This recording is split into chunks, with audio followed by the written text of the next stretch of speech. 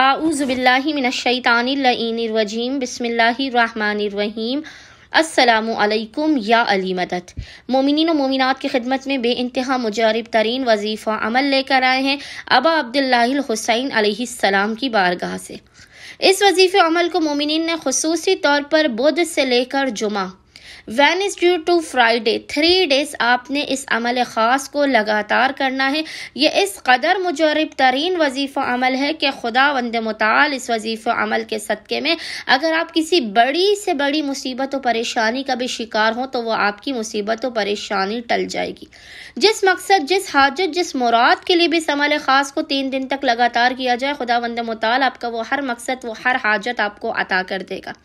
خداوند متعال صدقہ ابا عبداللہ الحسین علیہ السلام اگر یہ کسی بیمار کی شفا یابی کی نیت سے اس عمل کو کیا جائے تو اس بیمار کو 3 دن کے اندر اندر سے شفا یابی اور صحت کاملہ عطا ہوگی۔ رزق و روزی میں برکت کے لیے کیا جائے تو آپ کے رزق و روزی کے ہر بند دروازے کو کھول دیا جائے گا۔ اس قدر رزق عطا ہوگا ابا عبداللہ الحسین علیہ السلام کے صدقے کہ آپ کی نسلیں بیٹھ کر کھائیں گی تب بھی آپ کا رزق کم نہیں ہوگا۔ بس مومنین نے کرنا یہ ہے کہ بدھ سے لے کر جمعے تک وینسڈے ٹو فرائیڈے 3 days آپ نے لگاتار اس وظیفے عمل کو کرنا ہے۔ 3 دنوں میں جب بھی آپ کو پورے دن میں جس وقت بھی فرصت کے لمحات ملے آپ نے باوضو ہونا ہے، اور باوضو ہونے کے بعد آپ نے تینوں دنوں تک 2 رکعت نماز حاجت پڑھ کے ابا عبداللہ الحسین علیہ السلام کی بارگاہ میں ہدیہ پیش کرنا ہے۔ تینوں دنوں تک آپ نے 2 رکعت نماز حاجت پڑھ کے ابا عبداللہ الحسین علیہ السلام کی بارگاہ میں ہدیہ پیش کرنے کے بعد، نماز حاجت پیش کرنے کے بعد آپ نے مصلی ہی پر بیٹھ کر بنا کسی سے کلام کیا اول و آخر 14 مرتبہ